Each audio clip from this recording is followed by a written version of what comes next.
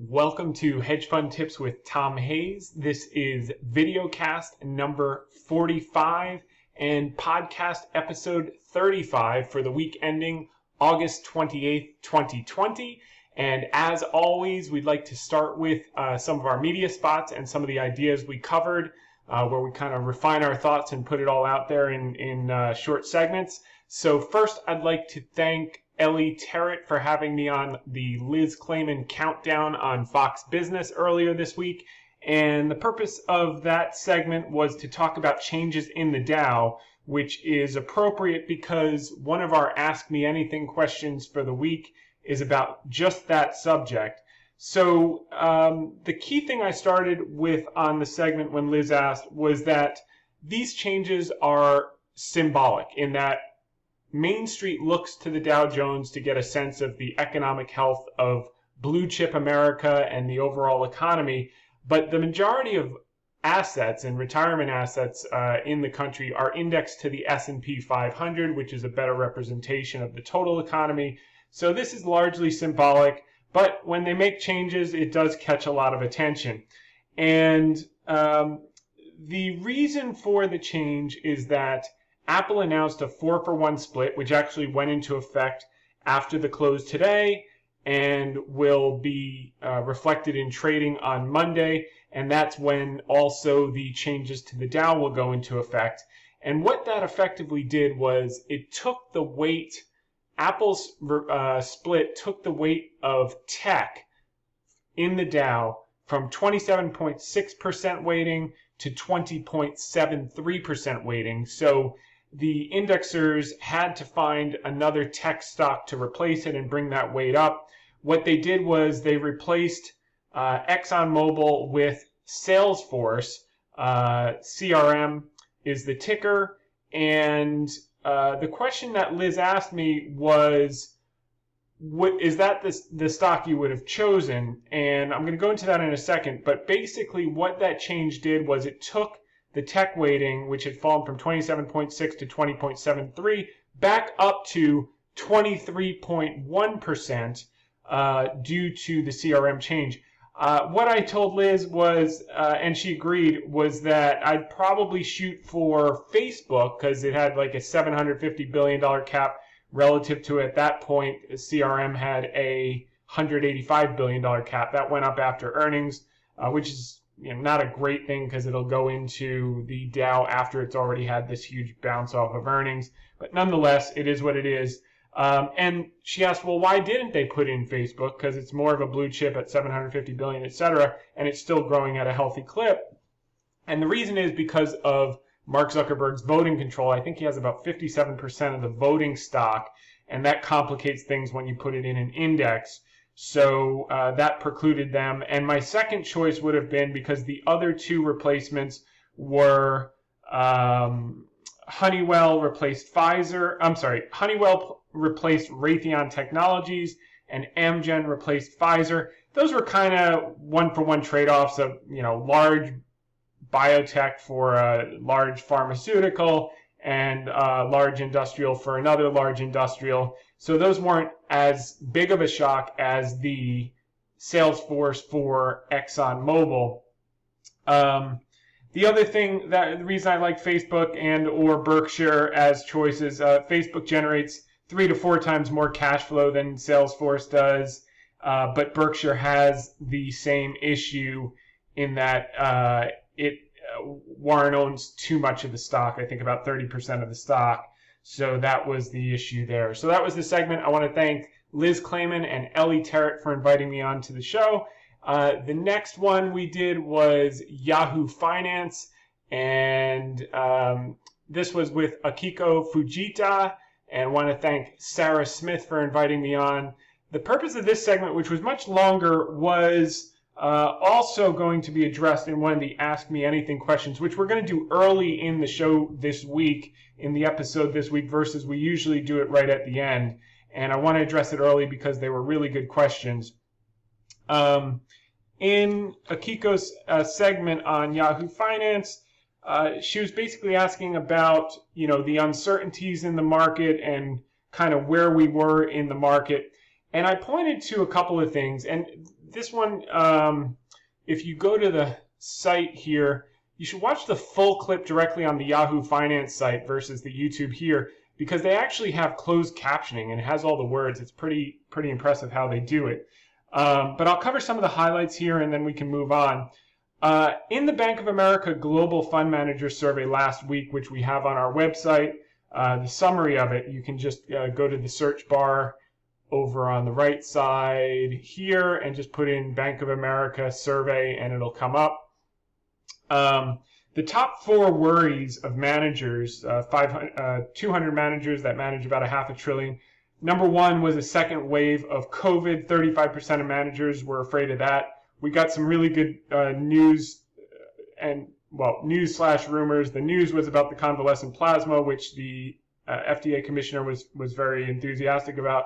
The rumors were that the Oxford AstraZeneca vaccine could be pushed up all the way to October. So the market was very optimistic on that early in the week. So that was good news. The U.S.-China trade war was the second worry last week in the survey amongst managers at 19%. There was reported on Tuesday a positive call between Lighthizer, Mnuchin, and the Chinese that they were moving ahead with the purchases. Their ag was okay, but their energy had fallen behind, and they committed to picking up the pace on that. So that's a positive thing. The third risk, biggest tail risk, was the U.S. election. We've covered that in recent weeks. That landscape has changed pretty dramatically in the last week and a half. But the biggest risk was a blue sweep, and it was, not from an ideological standpoint, because this is a stock market and economic podcast, VideoCast. But from the standpoint of the Democratic platform was to increase the corporate tax rate from 21 to 28%, along with capital gains rates, etc. And the math, David Kostin over at Goldman Sachs had done a note that said it would take $20 of earnings off the S&P 500, which we had calculated with a lower multiple because of slower growth, would have led to potentially a 30% correction in the stock market and into people's retirements until the midterms when that could be rectified. So that is less of a risk than it was. And finally, 13% of managers were afraid of a credit event. We now know we have ample liquidity. We have the Fed at our back, as we saw on Thursday with all the speeches. So yes, there will be defaults, but the amount of money supply will far exceed the level of defaults that we're going to see in coming years, having grown M2 money supply by 25% in the last since March. And people are always afraid, just as they were in 2009, with all the money printing, aren't we going to see massive inflation very quickly? And the answer is not immediately. We certainly should see it down the road, year, 2 years, 3 years, 4 years out. But it won't be as pronounced or hyperinflationary as the alarmists would be worried about, because at the same time you have money supply increasing, you will have debt write-downs, you'll have consumer write-downs, you'll have credit card write-downs, you'll have small business write-downs, you'll have restaurant loans, you'll have all these things which contracts money supply at the same time. So it's an offsetting type of mechanism that there should be more money supply growth than defaults, but not by the order of magnitude that would create a hyperinflationary type of period. So they'll be able to balance it, and if it gets out of balance, we have the tools to certainly rein in inflation, as we saw with Volcker in the early 80s. Now, the other aspect is, obviously the markets run now 50% off the bottom, and I was talking to Akiko. Despite that, there's still a tremendous wall of worry, as we saw in the survey, and that is only 17% of managers expect a V-shaped recovery. 57% expect profit growth in 2021, which we covered last week. And what's interesting was, the pessimism was right before the inflection.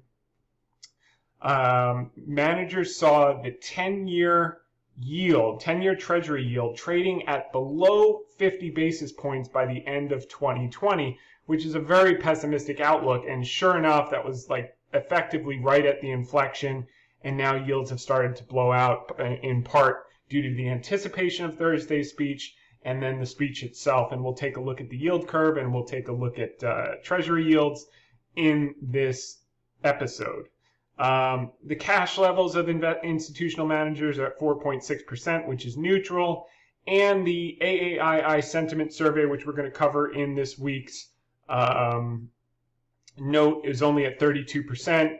We would want to see bullish percent at over 40% before we got excessively worried. But there are other indicators that are contradicting that and saying things are getting a little frothy, and we'll talk about that as well.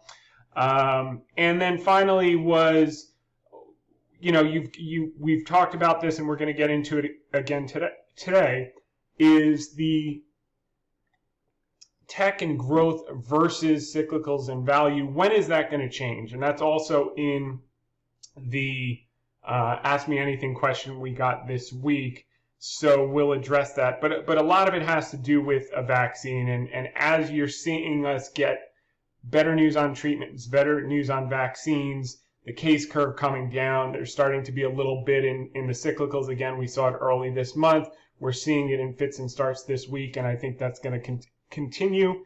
And then when it finally turns, it's going to certainly be an abrupt turn, and people will be well rewarded for their patience.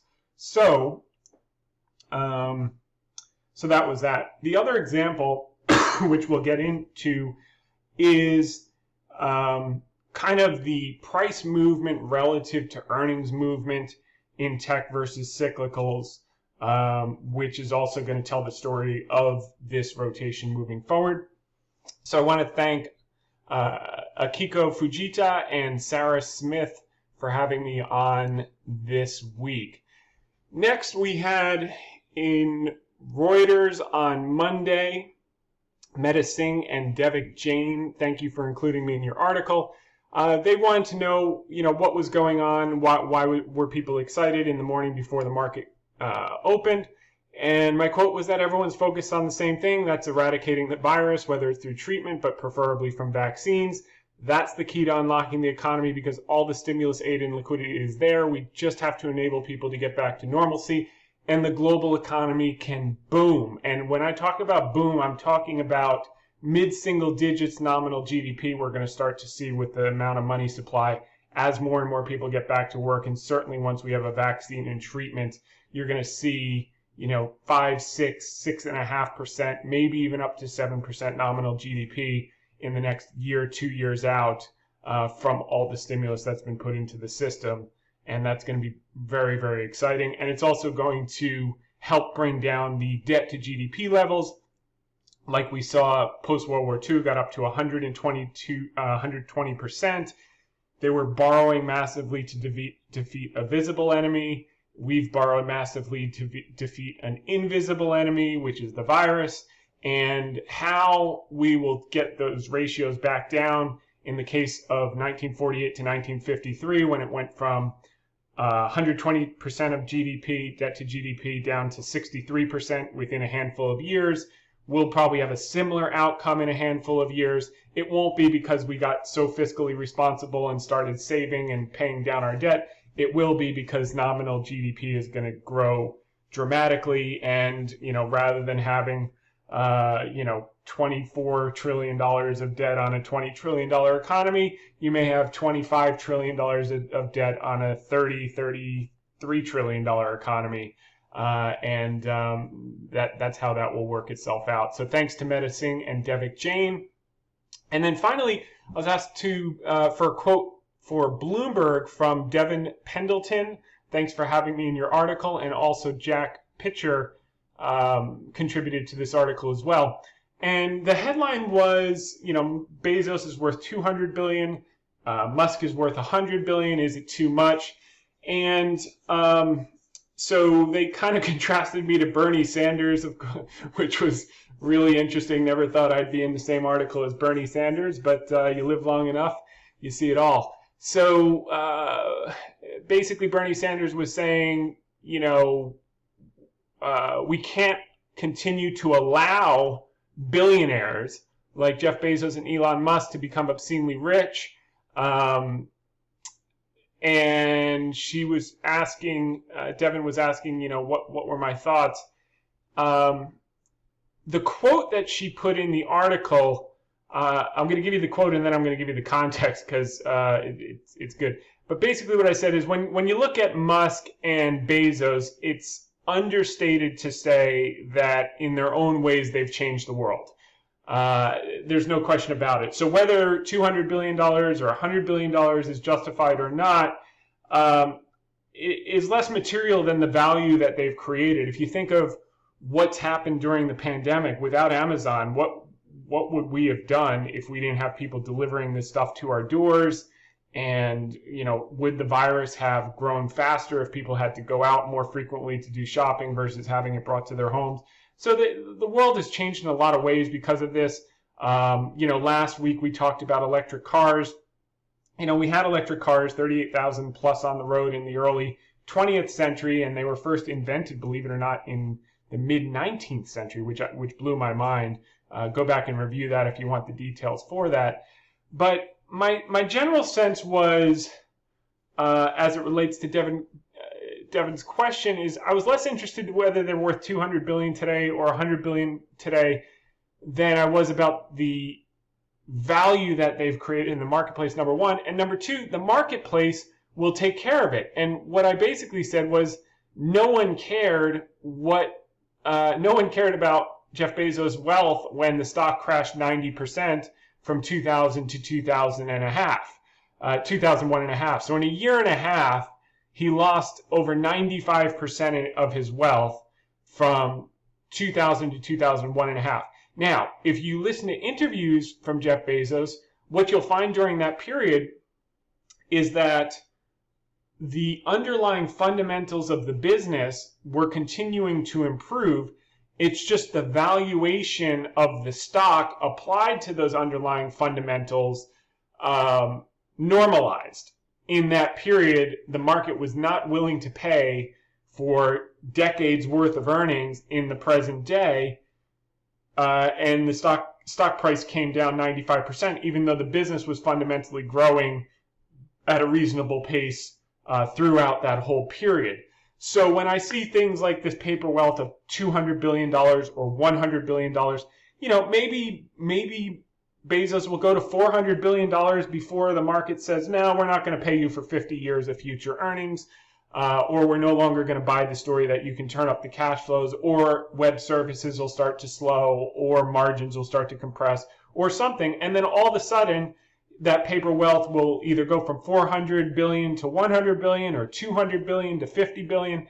And we don't know when, but fundamentally, Bernie Sanders doesn't have to decide and stay up late at night to decide whether he should allow these billionaires to make the kind of money that they make or not. It's really not his place. It's up to the marketplace to decide whether these billionaires make their money or not. And right now the market is voting that, number one, we believe you provide a tremendously valuable service to society. And number two, we believe that this growth and value is going to persist indefinitely into the future. Invariably, what will happen is there will come a new period of sentiment where even if that value is there, the marketplace will no longer be willing to pay as much in terms of stock price for that value, or the value will erode. You've seen 20 SPACs come out with electric vehicles in the last 3 months, and another, 15 SPACs probably in the pipeline that are going to say they're electric vehicles or battery companies just so they can raise money. And that's going to take away capital that could go into Tesla to continue to push up the price. I'm not short or long Tesla or short or long Amazon. I'm just saying Bernie Sanders doesn't have to worry about whether Bezos or Musk have a high net worth, because the marketplace will take care of it on its own. And sooner or later, either the marketplace will pay less for that forward earnings value, or the value will erode, and competition will take care of it. The other thing that you're seeing is, in terms of tech companies, antitrust case against Google zeroes in on tying products. So, you've got Facebook in the crosshairs, you've got Google in the crosshairs, you've got a number of Amazon potentially in the crosshairs. And, I've never really seen a company that was forced to come in front of Congress and, life got better for them and business got better for them in the coming years. Now, this could be the exception because,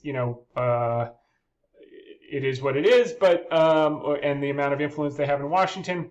But I think if you talk to Bill Gates and his story in Microsoft in 2000, he'll say it's never good news when they start to call you in to talk, even if nothing happens immediately. For the next 10 years, your life of explaining yourself is going to have a cost. So Bernie didn't even have to worry about it. It seems like Congress is there, and things may or may not unfold in that way moving forward. So I think the answer to the question for Devin's article is it really doesn't matter whether we think they're worth what their net worth says they are on paper.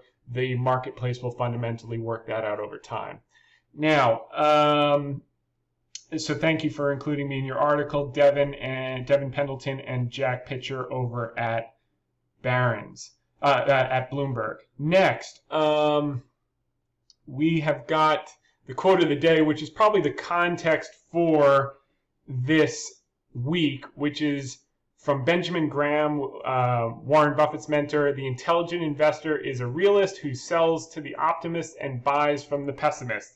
So there are some probably realists who are selling some or trimming some Amazon stock or Apple stock and selling to the optimists who think that they should persist higher, and they may very well in the short term. But in the intermediate to long term, the market will apply a reasonable outlook on future value, and the realists will be glad that they fed the ducks when they were quacking, so to speak. Next, the Ask Me Anything questions. First off, I missed one last week when I was on vacation because, this week I'm home. I have 4 or 5 screens in front of me so I can see it all. I was working off a laptop last week, so I missed the Ask Me Anything question. But the question was, from Ben, if approximately 90% of stock options expire worthless, why are the markets up these last several days going into today's options expiration? That was Friday, in light of the very low put-call ratio. So I answered Ben. So Ben, thanks for the question. The answer to your question is 90% of options expire worthless for 3 reasons, and these are important to remember. Number one, more often than not enough time is purchased for the move to play out. People overestimate what can happen in the short term, and they underestimate what can happen in the long term. Number two, people buy lottery tickets way too far out of the money, and they don't have a basis for a catalyst to change and move things that dramatically, and that's what the sellers are betting on, and 90% of the time they're right. The 10% of the time they're not. They can lose a lot of money, and the lottery ticket purchaser can make a lot of money. And third is the purchase is made when implied volatility is too high. So oftentimes people will purchase options after a huge move. Either the stock has crashed and they're buying calls and they think they're getting them cheap, but they're actually tremendously expensive because the recent move, you have to pay that huge premium because volatility is increased. And even if you do get a huge reversion move over the following few months, you had to work through so much of that extra premium that you paid in terms of implied volatility. The best time to buy options is when the stock is very, very, very, very, very quiet, no one's interested, and implied volatility is below its recent average or historic average, and you have some reason to view either A, in the intermediate term, something's going to change to move that from a sleepy stock back to an active stock and in the direction that you're looking for, or B, it's just the low implied volatility and you can buy a lot of time for a very low cost and it will trend in the direction that you're anticipating. So hope that helps to Ben. And for this week's question, this is going to tie in a lot of what we're talking about with John. Actually, this is his second Ask Me Anything as well. He owns the newspaper group in Ohio. And he said, with the upcoming change in the makeup of the Dow, Salesforce, then biotech, Amgen, and manufacturing heavyweight Honeywell are being added, and Exxon, Pfizer, and defense company Raytheon are being removed. It seems to me you were bullish on the ones being removed. Are you still bullish? Why or why not? Great question. When the facts change, you can change your minds. The good news is the facts haven't changed. The Dow is, as I said, a symbolic index. It doesn't mean anything. Historically, the ones that are put in underperform the ones that were taken out in the next 12 months by a small margin. So it's not statistically significant, but it's not relevant to our thesis. If they were the top 5 weights in the S&P 500, I'd be a little bit concerned, or the top 3 weights. But they were low weights in the Dow, which very little money is indexed to, so it's really meaningless other than symbolism. Now let's actually work this out, though. Let's address John's question here. So I want to bring up this chart from Daily Caller or Daily Shot, the DailyShot.com. I think the Wall Street Journal owns them. You can look them up on Twitter. I think their handle is @SoberLook, or just type in Daily Caller or whatever. But they put this chart of the US ISM versus the S&P Industrials relative performance. What is S&P Industrials relative performance? It's basically just a ratio chart of how the industrial sector performs relative to the S&P 500. So what you're seeing in this chart, and what is ISM? So the US ISM Purchasing Managers Index, Institute of Supply Management, is a report on business, is based on data compiled from monthly replies to questions asked of purchasing and supply executives in over 400 industrial companies. So it includes new orders, backlog of orders, new export orders, imports, production, supplier deliveries, inventories, customer inventories, etc. Basically, and here you can see the numbers going all the way back to the 70s. It troughs like you saw in 1970, and then it peaked in 72, and then it troughed in 74, it looks like. Anyway, we won't go through that. So we've just had a recent huge trough in ISM. You can see it on the ISM, and you can see it here in this chart from the DailyShot.com. And that's the red line is the US ISM. It's just a measure of manufacturing health. And what we're seeing here is that it has recovered, and you're also seeing it here. It's recovered from the, what is this? Looks like 42, 43, which is contraction, to well over 50, which is expansion. It's now up to 50. Last read was 54, beat expectations on August 3rd. So it's back in expansion. That's the good news, is the ISM has recovered, so the underlying economic data, but the performance of the industrial stocks and industrial sector, speaking to John's question, Ask Me Anything question, as it relates to Raytheon and Honeywell, have not yet performed. So if you look historically, however, this is a common occurrence. If you see in mid-2009, the ISM got well ahead of the industrials performance relative to the Dow, and this cycle repeats. So let's just take a look at historically what happens. Here is the longer-term monthly chart I put together, the XLI, which is the industrials ETF relative to the SPY performance. And as you can see, which is reflected in this chart from DailyShot.com, this ratio is at a dramatic extreme, even lower than the 2009 recession, and almost down to the 2000 recession. And if you recall, in those periods, particularly 2000, industrials were left for dead. You couldn't give them away, and everyone wanted tech. History rhymes. Doesn't necessarily repeat, but rhymes. And then what I have in the background here is, because he asked about Raytheon, as part of the industrial complex. It's a defense stock, which we've been pounding the table on defense stocks because of their low valuation, because they've lagged behind. If you missed the rally, you could still find value. We've been talking about that in recent weeks. So what basically happened the last time we were down at these ratios is the ITA, which is the aerospace and defense sector, which includes Raytheon, General Dynamics, Boeing, etc., increased 300% after getting down to levels like this over the following years. And here we are again at these levels, and it's just starting to come out, but it's, again, if you look at industrials as a whole, hasn't really started to catch up to the underlying economic data. And this is a coiled spring. So to answer your question, I am still bullish as hell on these laggard groups. I love the defense stocks. I love the top components in the ITA. Raytheon's certainly a good one. I would just buy a basket and benefit. If you've missed this rally, that's where you can still find tremendous amount of value. That's my opinion. Do your own homework. I don't know your investing situation, etc. Talk to your financial advisor, but this is a huge opportunity, and it has nothing to do with which stocks they put in a symbolic 124-year-old price-weighted index, which is irrelevant.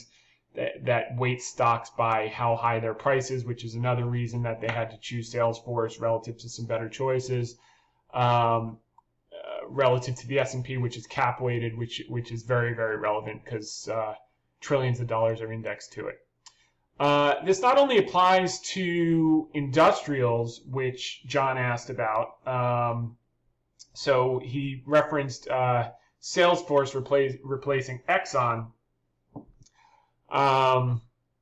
Let's take a look at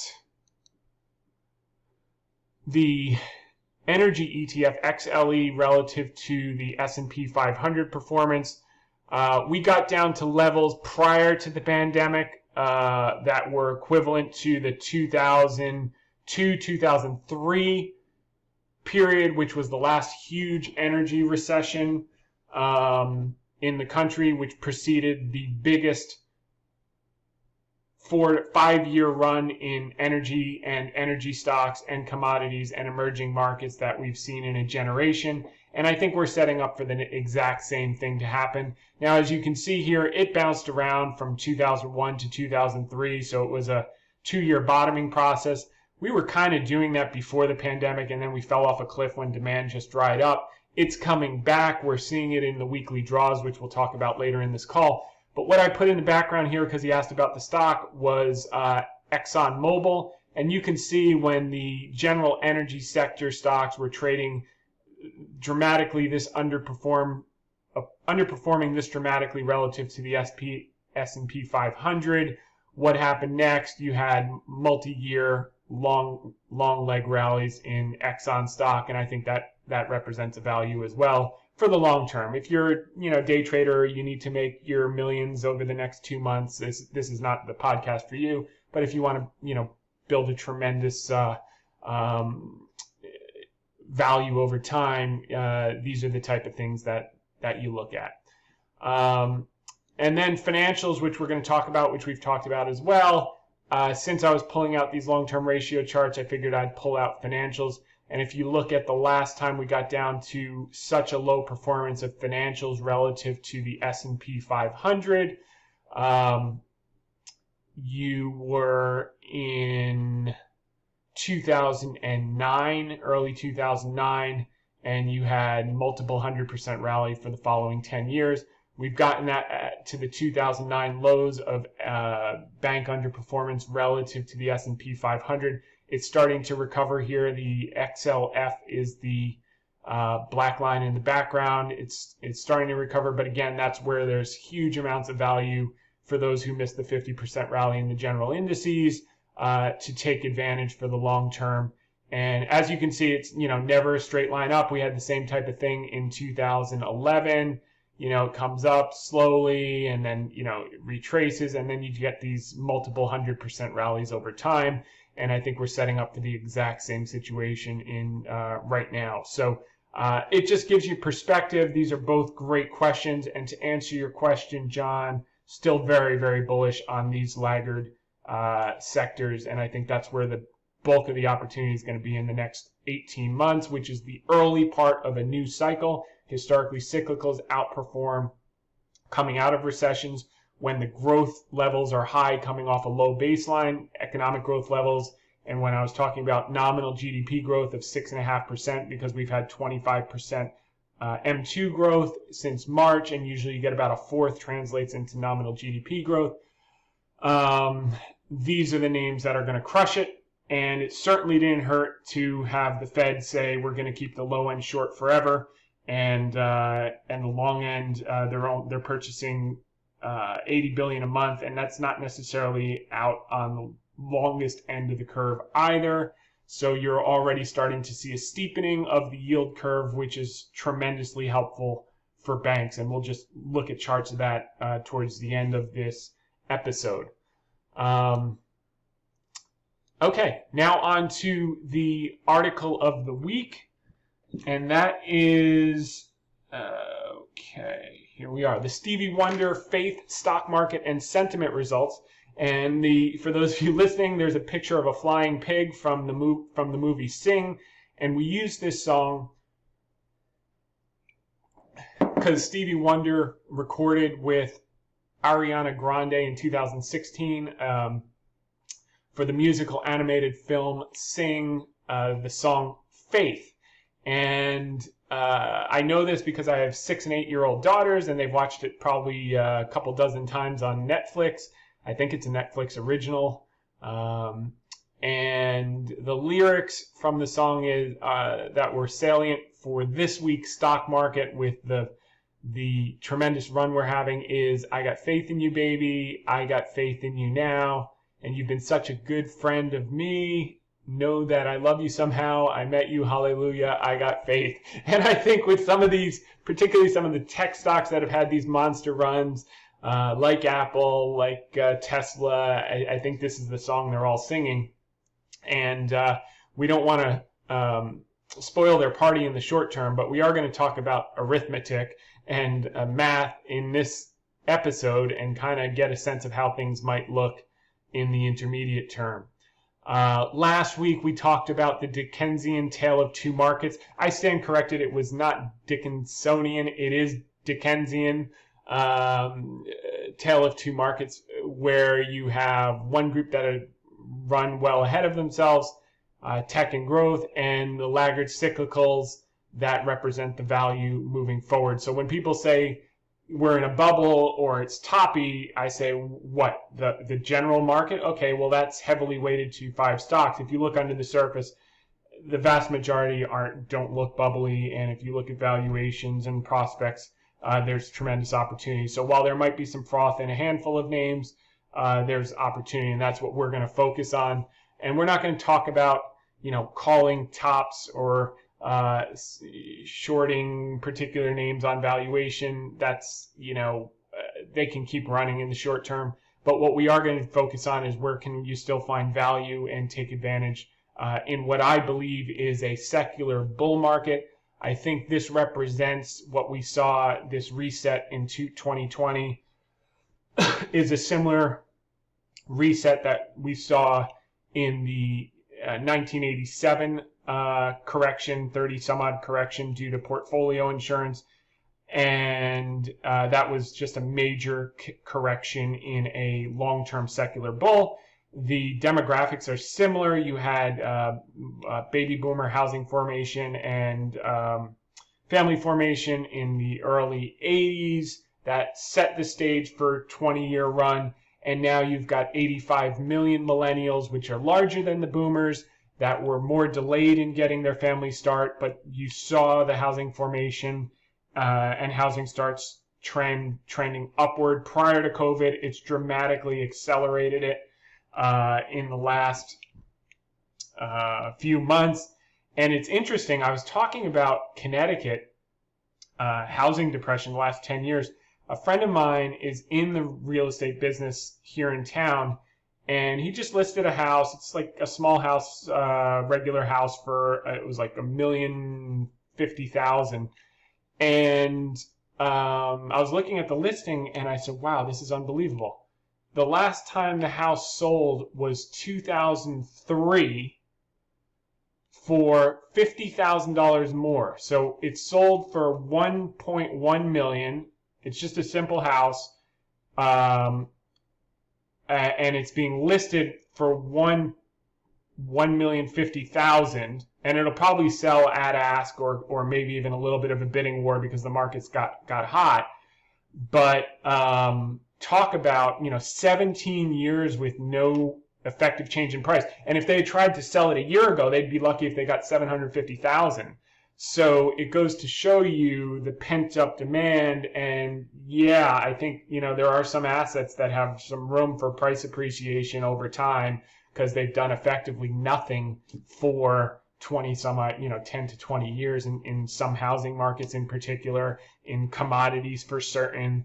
I think you're going to see prices start to normalize as a function of the needed policy required to get us back to full employment, get us back to economic growth, and also a function of the demography of 85 million millennials starting families and having that long-term secular boom. This was a pause that refreshes in the middle of that, and you want to be positioned for the next leg up. And where do you take advantage? You take advantage in what hasn't yet priced in a considerable amount of future gains, but what is actually underpricing the growth that's coming as we get the treatment or vaccine and as all of this stimulus aid and liquidity, which has been authorized to close to $10 trillion to fill a $1.2 trillion problem. 6% shortfall in GDP 2020 is about $1.2 trillion. 10 trillion authorized already. We are going to boom as people return back to normalcy. So that was that. We covered the TV spots that explained it. Now, I wanted to contrast. I didn't want to just talk about this abstract value versus growth and stuff that's, people talk about. So I just decided to choose the most loved stock in the S&P 500 and the most hated stock in the S&P 500. The most loved stock is Apple. The most hated stock is Wells Fargo. And by taking a longer term view, we can see that this unusual divergence between Wells Fargo, which if you're watching the video cast, it's the red and black line here, and Apple, which is the solid black line here, this divergence has only happened 4 times in the past 20 years. And what is the divergence? It means that Wells Fargo is crashing while Apple is rallying. Okay, so nothing to do with the general market. It's just Wells Fargo is crashing while Apple is rallying. It's happened 4 times. And in 2000, the crash in Wells Fargo was about 38%. In 2010, it was 32.5%. In 2011, it was 33.5%. And this year, it was 55%. So that's the bad news. The good news is that in all instances, it immediately inflected. And we had a bigger crash in 2009, well more than 55%. I think it was closer to 75%, and it recovered just as quickly. But I didn't cite that because Apple was also going down at that time. Everything was going down at that time. So it didn't apply to this model, but the recoveries that we're going to talk about certainly did. So you can't keep a good man down. That's the case with Wells Fargo. Good man or good woman down for very long. It has a tendency to rip right back up to in what we're going to talk about is book value, and it certainly did that in 2009. In the case of those instances where there was the divergence between Apple, in 2000, I said it crashed 38%. It rallied back 54% the next 6 weeks. In 2010, it rallied back 47% in the next 15 weeks. In 2011, it rallied back 49.76% in the next 16 weeks. And in 2020, we're going to find out, hopefully soon. And if it's anything like 2009, for instance, you could see a 75% rally back to book very, very quickly. What's going to be the catalyst? It's probably going to be science at this point.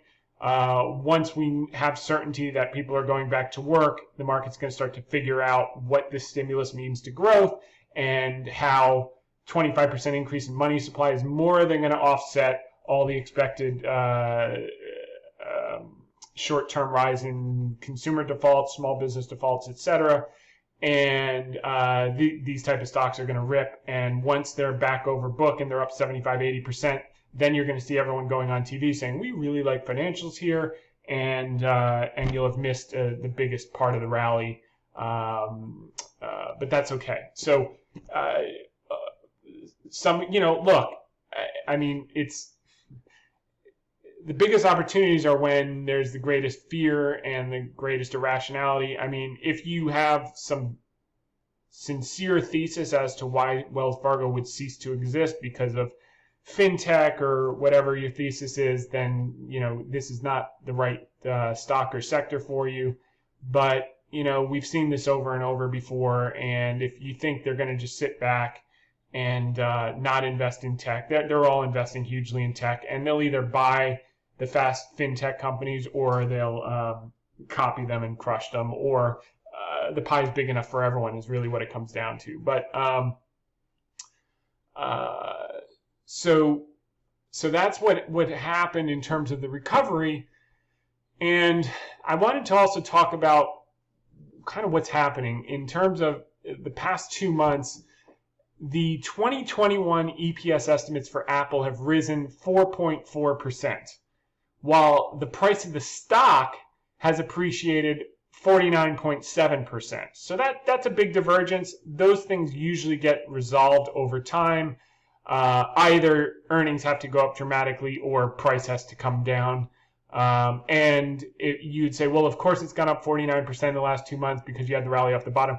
The big part of the rally off the bottom was, March through May. So the last 2 months would have been June and July. Most of the stock market rally was in the rearview mirror at that point. But even so, with estimates being up 4.4% in the last 60 days, the stock is still up 76% year to date. So there's a huge divergence between earnings power and price appreciation.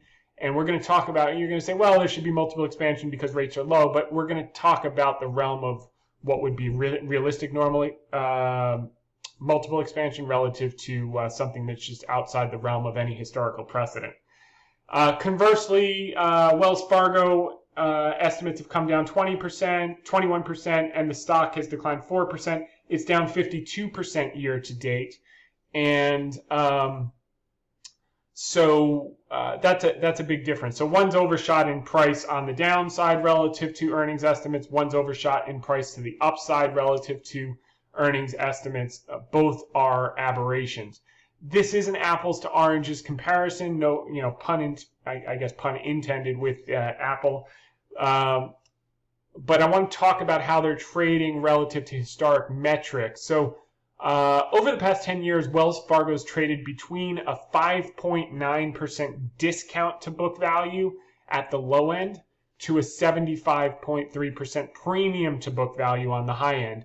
Right now, Wells Fargo trades at a 37.63% discount to book.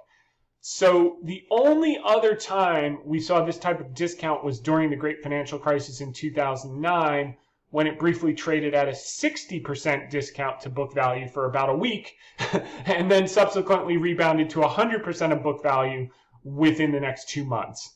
So I do think this is an overshoot. I do think the market is just biding time, waiting for that catalyst. I think Thursday was part of the catalyst with the Fed speech, committing to keeping the short end low, committed to asset purchases, and you're seeing the long end start to come out a bit. 10-year yield and 30-year yield have risen pretty materially in the last week, which that increases net interest margin for banks. So that's another good thing for banks. This discount in Wells Fargo starkly contrasts to the premium on historic metrics for Apple. So obviously a tech company doesn't trade on book value like a bank does because they're in a different business. They trade on earnings. So the for newer companies that don't have earnings, they trade on expected future earnings. But for an established company like Apple, they trade at a multiple to earnings. And the average PE multiple on earnings since 2004 has been 16 times earnings for Apple. If you apply the average multiple to earnings, current year earnings, you get $207. It traded up to $515 this week. If you apply that same average multiple to forward earnings, which is what I would look at, you're looking at a $250 price relative to it trading up to $515 earlier this week. If you give it a,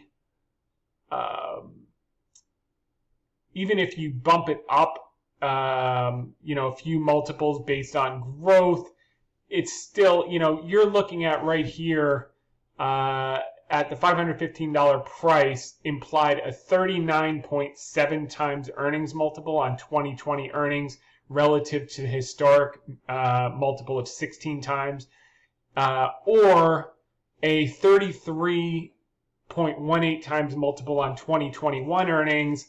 And this compares to the S&P 500, which is trading at a 21 times multiple of 2021 consensus earnings. So it's still, it's dramatically above anything you've ever seen. And the highest multiple that Apple has ever traded at in the past 10 years was 24.6 times current year. We're trading at a multiple that's 61% higher than it has ever been at its highest, which would potentially make sense if earnings growth was going to be higher than it's ever been in history. But that's not going to be the case with a $2 trillion market cap and the law of large numbers. That makes it very improbable. So I'm not making a short case for Apple. I think that's that's not what we're doing here. And it's just not what I do. That's not my game. I have disclosed that we have been buying Wells Fargo. We added a bunch this week, and we love this story. So, but as far as Apple would be in my trim bucket. Not in my press bucket. So that kind of shows the contrast of extremes on both sides. And if you compare that to the lowest multiple Apple's ever traded at in the last 10 years, which is 9.25 times current year, that would put the price at $119. And that's a far cry from the $515 print we saw this week of 39.7 times earnings. So we're at a unique time in history. If Wells Fargo was trading at its peak historic multiple of 1.75 times book, you'd have a $67 stock today. On the flip side, if Apple was trading to its trough historic multiple of 9.5 times current year earnings, you'd have a $119 stock. Since neither of these full reversions is realistic, in the near term, we can only think in terms of probabilities, and over time, a reversion to the mean, the middle range of respective multiples, is certainly realistic. That would imply 1.25 times book for Wells Fargo, which would give you a $48 stock. It would also imply 16 times current year for Apple, which would get you to, in 2021 would get you $250. You probably get a little more premium than that just because everyone's excited about the stock. But, $515 seems to have a lot priced in, and then some. So while Apple is a spectacular company, I said the holders of these aberrational multiples are singing Stevie Wonder's lyrics, "I got faith in you, baby, I got faith in you now, and you've been such a good friend of me that I love you somehow, I met you, hallelujah, I got faith." So I think there's a little bit of that. Apple's made a lot of people a lot of money over the years, and for people that are long-term investors, if you got to move back down to 400 or 350 in the next year or 6 or 12 months, you'd probably hold it because, if you look 10 years out, it's probably $1,000 plus. It's just the growth rate might be slower, or they might spin off different types of businesses to return capital to shareholders, or dividend it out, or buy something. So there are a lot of ways that they can create value for shareholders, but I think in the short term, a lot of that value is priced in. So I'm all for faith, but the math does not support further multiple expansion in the intermediate term. It can certainly persist in the short term, like I said, but it's unlikely for an extended period of time. And as I put in italics, I can't put it any more diplomatically than that. So take it for what it's worth. On the flip side, Wells Fargo may be suppressed temporarily at these levels, but over time it will revert back to the mean, as it has repeatedly over decades of business cycles, which we covered earlier, and patient holders will be handsomely rewarded in our view. That's an opinion. Do your own homework. For those of you listening to the podcast, it'll cut off in 5 minutes. Go to hedgefundtips.com and just listen to the VideoCast. You can fast forward to 60 minutes on the VideoCast. It's word for word the same thing, and just watch the last bit on the VideoCast. We do have a lot to cover this week because a lot of good things are happening. So, I learned a saying from a great mentor in my early 20s. He said, "No pressure, no diamonds." Diamonds are formed because carbon is set under extreme pressure in the earth. Without pressure, it would just be carbon, or maybe it would turn to graphite. And the greatest investments are made when they're extremely unpopular, but they have to be good businesses, durable, high quality, long-term businesses, not businesses that are going out of business, businesses that just are in a part of the cycle when no one wants them, and they will revert back to normal over time. And that's exactly what we're talking about in our view with Wells Fargo. And there's huge pressure when you're buying what's unpopular, because the pressure is to buy more of what is popular. But sooner or later, the math kicks in, and that's where fortunes are made. And while it seems so obvious in the rearview mirror, it's never obvious in the middle of the race. I'm hoping this will shed some light on things. And the pressure is on, and the diamonds will come. It's just a matter of time. So in summary, here's what you have to believe.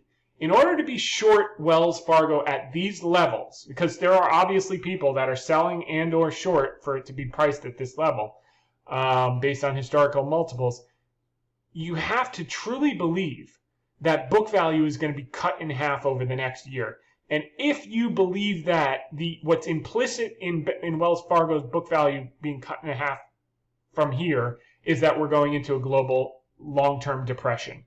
And if you believe that, then God bless you. We're not in that camp by any stretch of the imagination. And even if you look at 2009, where you did have a balance sheet recession, book value remained relatively steady even through all those defaults and write-downs. So in 2007, it was $14 a share. 2008, it was $16. It even rose to $19 a share in 2009, $22. So it continued to rise through that cycle. And I think we're going to see the same thing here, even if we have a short-term temporary dip of $1 per share in book value. Retreat, we'll be back up to $41, $42 book value by next year.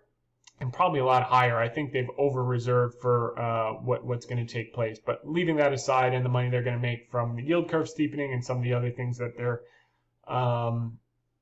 privy to. So that's what you'd have to believe to be selling or shorting Wells Fargo. You'd have to really believe we're going into a depression, which I think is a bad bet. Don't fight the Fed, and don't fight science. And the second thing is to be long, conversely, to be long Apple at these levels based on historic multiples, you have to truly believe 2021 earnings are going to come in twice as much as consensus estimates, in my view. So in order for it to be reasonably priced here, you have to believe they're going to do twice as good as what analysts are anticipating. And maybe you have some edge that this 5G cycle is going to be twice as good as the best 20 analysts on the street that do this full time think it's going to be, in which case then you definitely want to continue long here at $515. But if you think it's going to be just as good as people think, which they think it's going to be great, then a lot of that's priced in today. So I wouldn't bet on the depression, and I wouldn't bet on Apple's earnings coming in 2 times better than consensus either. So I can hear it now. Wells Fargo will begin to outperform Apple on a relative basis when pigs fly. That's why I chose the flying pig picture for the article. And from the movie Sing, it had a flying pig. So stay tuned on that front. Shifting gears to the shorter term view for the general market. There's still some skepticism, but optimism is moving up. The bullish percent moved up to 32%. Caution is generally warranted when you have 40% bullish. You can see the chart below. However, the fear and greed index did climb to 75. The extreme euphoric is between 80 and 100. So for some pockets of euphoria, it's the smart time to start trimming, and you can choose what those are. This shows the long-term view of the fear and greed. And National Association of Active Investment Managers is at an extreme over 100%. However, I did outline what happened in those periods that it also hit those extremes. And you can see in the last 5 times that you hit 100%, 2013, 2014, the rally kept going. It was such a strong underlying trend because it was coming off such a dislocation in 2011, such a dislocation in 2015-16, if you remember that double dip from the oil collapse and from the China issues. So when you come out of such a trough like we had here in March, when it comes out initially, it tends to persist because there's a lot of catch-up work. Obviously, you saw here in 2017, you got to the extreme and then you had that quick correction early part of the year. But you had been moving out of this 2016 trough for a long time. We're just coming out of it. And when you're just coming out of it, the rally tends to persist. So we'll see there. I think this is not a market where you want to say, what do you think the market's going to do? Is it going to go up or down? Like, who cares? Where can you find value? What sectors are still undervalued and what sectors are overvalued where you may want to trim a little bit selectively? And the message of the week was continue to have faith, particularly in those sectors and stocks where having such faith is justified based on arithmetic, not hope. I hope this was a helpful arithmetic lesson in how we think about multiples and, allowing a short-term extreme to persist, but knowing over time where that should settle is an important part of sector rotation and security selection in our view. So hope that was helpful. Now, 10-year yields. In anticipation of the Fed speech, we're going to let inflation run hot. We also covered that with Akiko. I forgot to mention, we spent a lot of time on that, the anticipation of what the Fed was going to talk about on Thursday. Basically, it's called symmetric inflation. We've been running below 2% for too long. They're going to let it run hot, let the economy run hot above 2% for at least as long as it ran below, so that we can force unemployment levels back down to the record levels we had earlier this year, which was 3.5% unemployment, a level not seen since coming out of World War II, by the way, speaking back to that debt to GDP ratio we covered. So what does that mean? It means they keep rates low, number one. They keep asset purchases going as much as needed. And I think they're going to let the long end do okay. This is the 10-year yield. This is the yield. This is the 2s and 10s spread. And we've talked about this in recent weeks. I'll just quickly cover it. Effectively, what you see is during this, as the yield curve steepens in the short term because they're bringing down rates because the economy is slowing, and then you peak, and then the green line here is the financial services sector, XLF ETF, and as you get to that peak, then you get the rally. So same thing in 2009. You started to climb, you bottomed, and then XLF took off for multiple years. Same thing here, we bottomed, we've now steepened, and the XLF is starting to rally, and that will persist over time and then continue even as it starts to tighten up again. So the timing is looking good there. Financial Times did a similar article, but rather than talking about the 2s and 10s, they talked about the steepening of the 5 to 30 year, and you can see that starting to take off again as well. And this all points to good things for banks and good things for the economy coming out of the recession. And we're, again, the 10-year closed the week up, I guess, around 75 basis points. And it looks like, we'll see for the technicians here, double bottom. We'll see if that persists. Okay. Also this week, we started seeing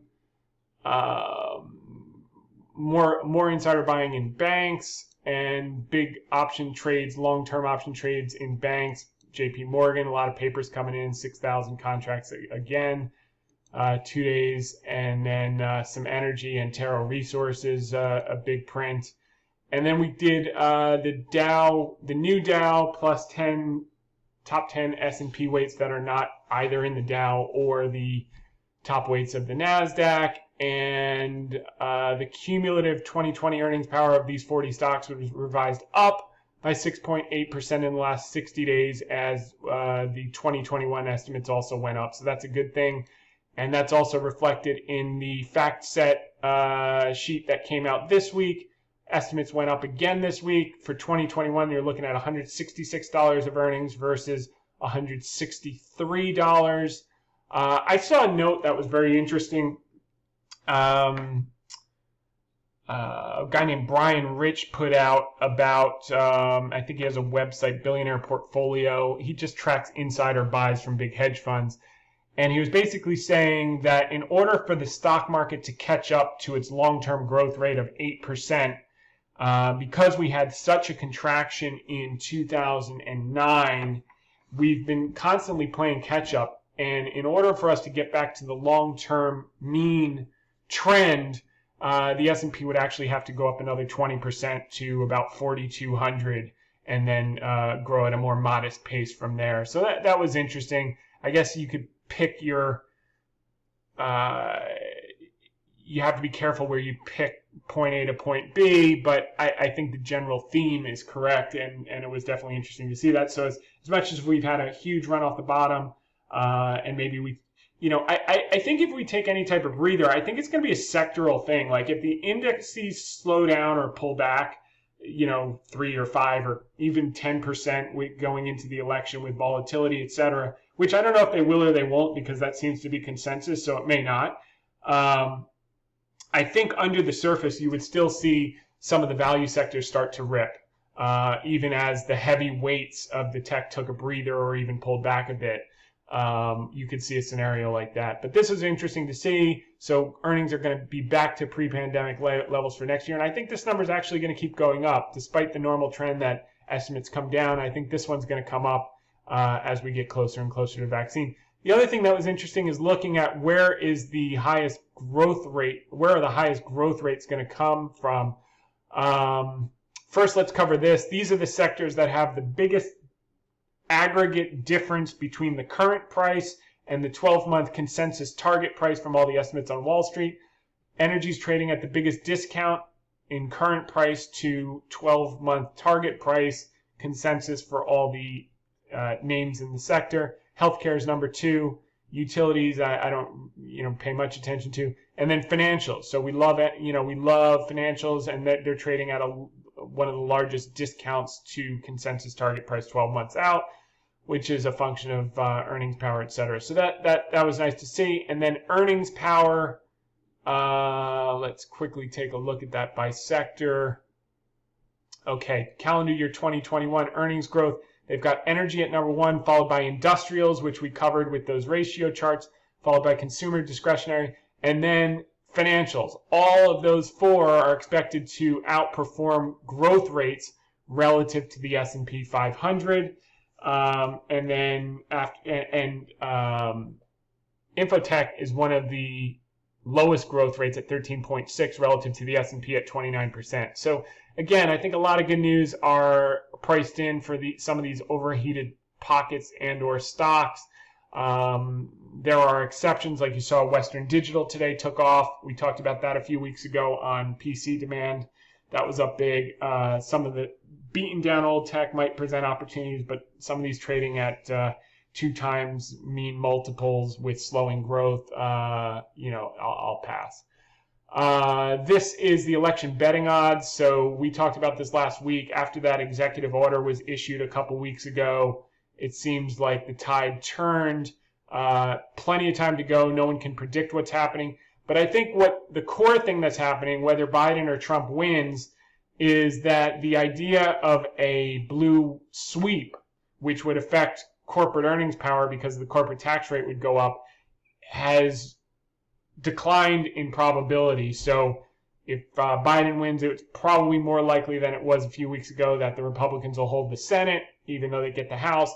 If Trump wins, he may get the Senate too, but whether the Republicans hold the Senate or not, at least you will have that gridlock, which is good for the stock market. Next, just a quick few bits on economic data this week. The big ones were new home sales crushed it. They were up 13.9% relative to 1.3% expectations. Home sales were 901,000 relative to 785. This is in line with the secular thesis that I was talking about. This is a pause that refreshes. The millennials, 85 million, are driving the bus. Durable goods orders beat, so that was good. Crude, we had a bigger draw than expected again, 4.6 million barrels. We talked about that 2 months ago. That was going to shift from June to July. It's been a draw every single week since. That's going to catch up. Core PCE climbed, beat expectations, were still low. The continuing claims came down from 14.75 to 14.5, so that was good. The initial jobless claims were still over 1 million, so that's sticky from some of these reopenings, reclosings. We want to see that start to come down. That's one to keep an eye on. Pending home sales jumped 5.9% over 3% expectations. That was good. There was a draw in natural gas. Storage came down, so that was good to see. Demand is picking up across the board. Personal income was up. Personal spending beat expectations. Consumer expectations beat. Consumer sentiment beat 74.1 versus 72.8 expectations, 72.5 last print. Inflation expectations ticked up a hair. That was interesting. And the rig count was flat for total rigs, came down 3 rigs for oil. So, you're down to 180 from 1,400 in December 2014. If you don't think prices are going up, then I got a bridge to sell you. So just stay tuned on that front. And lastly, the big earnings stories, you had Palo Alto beat, but then sell off because a lot of the good news was priced in, and guidance. No major things. Salesforce beat, the stock ripped. It's doing all of it before it enters the Dow on Monday, so that'll be interesting for the Dow. Medtronic beat, Intuit, Autodesk. Again, I think it was a little weak after earnings, even after beating. So a lot of the good news is priced into some of these techs, and people are taking profits after they report. And that was about it for earnings. A couple of the Canadian banks did okay. And that's about it on the earnings front. So hope you found that helpful this week. I appreciate you tuning in, and we will be back next week, same time, same place, and make it a great one. Bye, everyone.